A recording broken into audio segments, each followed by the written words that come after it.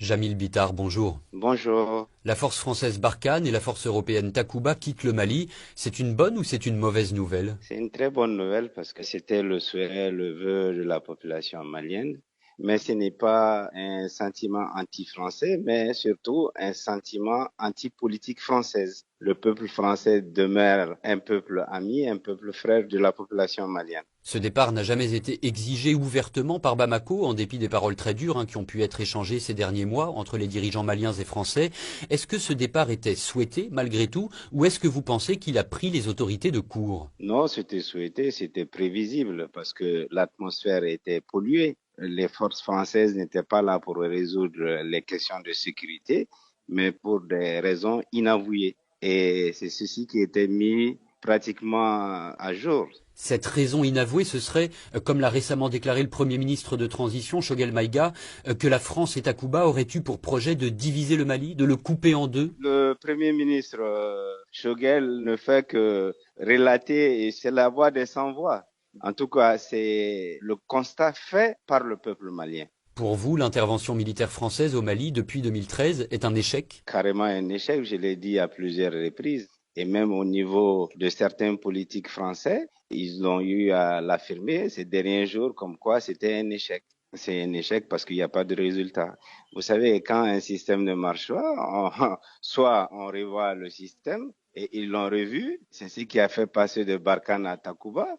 Maintenant, nous voyons que c'est les mêmes résultats qui se pointent à l'horizon. Mais Serval avait quand même libéré le nord du Mali de l'occupation djihadiste. Pendant plus de 10 mois, en 2012, les 2 tiers du pays étaient administrés, occupés par Achmi, Ansardine, le Moudjahou. Excusez-moi, Kidal était devenue la cité interdite. Mieux que ça, chacun d'entre nous comprend maintenant ce qui s'est passé réellement. Même dire que la France avait été invitée à venir assurer cette sécurité terrestre, nous avions des preuves aujourd'hui comme quoi c'était pas le cas. Le Mali a été envahi par les troupes françaises. Ce que vous n'avez pas pardonné à l'armée française, c'est le traitement à part de Kidal. Le fait que les ex-rebelles indépendantistes aient été considérés comme des acteurs politiques, ils sont d'ailleurs aujourd'hui signataires de l'accord de paix de 2015, et pas comme des terroristes. Mais c'est clair, c'est clair.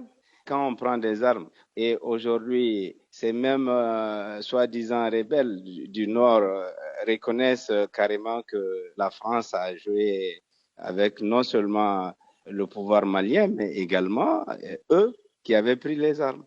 Et aujourd'hui, la France continue à manipuler dans la sous-région, se retirer du Mali pour essayer de s'installer pratiquement au Niger ou en Côte d'Ivoire ou dans d'autres pays voisins, ben, c'est quand même compréhensible. Pour la suite, vous êtes confiant dans le fait que l'armée malienne et son allié russe pourront faire mieux que Barkhane et Takuba? Bon, notre premier choix, c'est que notre armée soit en mesure d'assurer la sécurité des Maliens. C'est ça le plus important. Maintenant, le choix des partenaires, que ce soit les Russes, que ce soit d'autres, nous estimons que l'essentiel pour nous, qu'il y ait des résultats. Et ces résultats, nous voulons que ça se fasse avec le respect des règles édictées non seulement par la communauté internationale, mais également qui riment un peu avec nos mœurs et coutumes au Mali. À ce sujet, Vladimir Poutine n'a pas démenti la présence de mercenaires russes aux côtés de l'armée malienne. Il a en revanche infirmé tout lien avec l'État russe, des paroles qui contredisent la position officielle de Bamako. C'était il y a plus d'une semaine. Est-ce que les autorités ne devraient pas clarifier la situation? Chacun s'exprime de sa manière. Et Poutine, pour lequel j'ai un grand respect, et je dis quelque part, il s'est prononcé. Mais vous savez, la traduction du russe en français, moi-même je suis un ancien de l'Union soviétique, je sais comment ça se passe. Tout de même, formateurs ou mercenaires, le nombre d'hommes, les objectifs, tout cela n'est pas connu des Maliens, alors que la Russie est à présent le principal partenaire sécuritaire du pays. Ce n'est pas un problème? Vous savez, il y a des choses qui ne se disent pas et il y a des choses qui se disent. Et c'est pourquoi on parle souvent de secret défense.